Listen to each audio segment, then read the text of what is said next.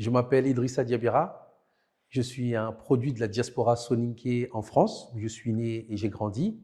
Je suis ingénieur informaticien. J'ai étudié la physique fondamentale, le pétrole, les sciences de gestion.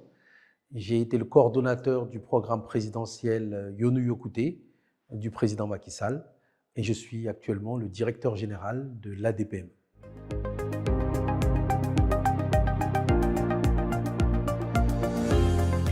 Je devrais presque rien répondre à quelque chose d'aussi grotesque.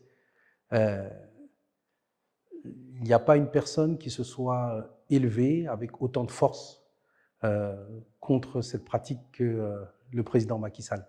Recevoir le premier chef d'État de la plus grande nation au monde, les États-Unis, dire les yeux dans les yeux que le pays ne légiférerait pas positivement sur l'homosexualité sous son mandat, on ne peut pas être plus clair.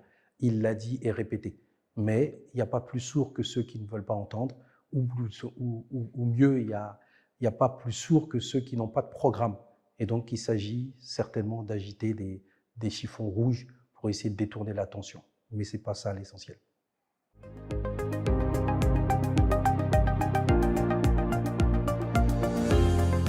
J'en suis absolument convaincu. La création de l'emploi des jeunes, c'est plusieurs choses. C'est d'abord un cadre stable. C'est les modalités pour faire de la petite et moyenne entreprise le cœur du développement et de la création de la richesse et de l'emploi. En 2010, au Sénégal, dans le cadre des concertations nationales sur le crédit, un certain nombre de freins au développement du secteur privé étaient présentés. Absence de mécanismes de garantie, absence de mécanismes de prise de participation, absence de mécanismes de réduction de l'asymétrie d'information, absence de banques qui soient dédiées aux petites et moyennes entreprises. 10 ans plus tard, c'est un mécanisme comme le FONGIP qui existe, un mécanisme comme le FONSIS qui existe, une BNDE qui existe, une délégation à l'entrepreneuriat rapide qui existe et une ADPME qui est la première structure d'accompagnement dans la zone CEDEAO et la troisième en Afrique.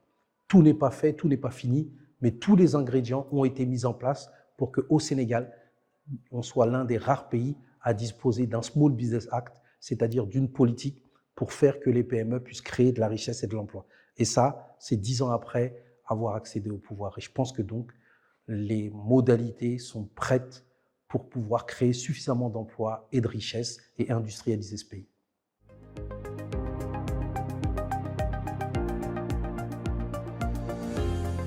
Je dis à l'opposition qu'il faut voyager, qu'il faut ouvrir la télé et regarder d'autres chaînes, voir comment ça se passe ailleurs. Le Mali, la Côte d'Ivoire, les prix du riz sont plus chers qu'au Sénégal. Même en France, certains denrées sont rationalisées.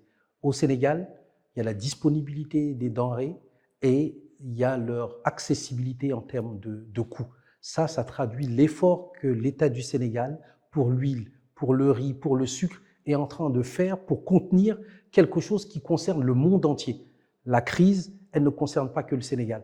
Et donc, indiquer qu'on va résoudre cette question avec une baguette magique, c'est simplement de la démagogie et c'est pas être à la hauteur des défis de la gestion d'un pays comme le Sénégal est en train de le vivre sous le régime de Macky Sall.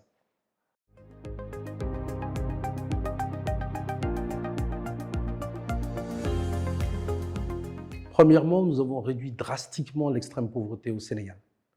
Deuxièmement, nous avons démultiplié les infrastructures de base dans le domaine de l'énergie, dans le domaine des infrastructures, dans le domaine d'accès à des services de base. Troisièmement, nous avons changé l'image du Sénégal. Nous avons désormais un Sénégal qui gagne et un Sénégal qui sait gagner. Ensuite, nous avons une vision, le plan Sénégal émergent, un horizon 2035. Et nous travaillons sans relâche pour transformer le Sénégal et faire en sorte qu'il puisse produire les richesses et les emplois dont il a besoin. Enfin, parce qu'en termes de programme, en face, malheureusement, il n'y a rien.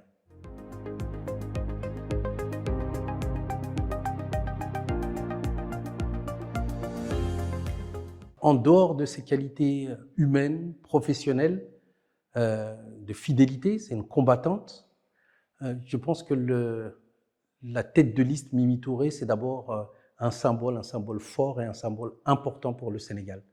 La première femme tête de liste d'une coalition présidentielle. C'est important pour nos sœurs, c'est important pour nos mères, c'est important pour nos filles, parce qu'au-delà des mots, c'est concret et ça permet à nos filles et à nos sœurs demain d'être les championnes dont le Sénégal a besoin pour se transformer.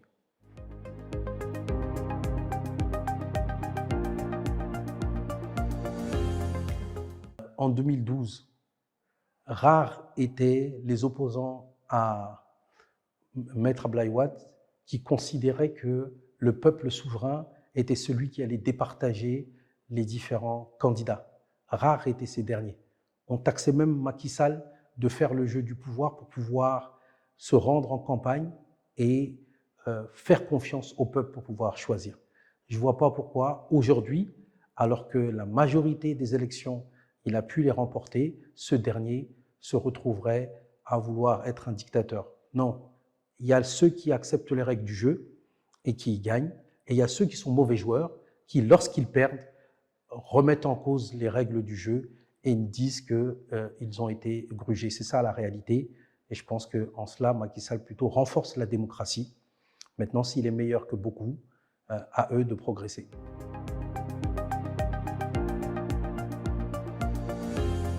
Je pense que c'est le même sujet. On ne peut pas vouloir tout et son contraire.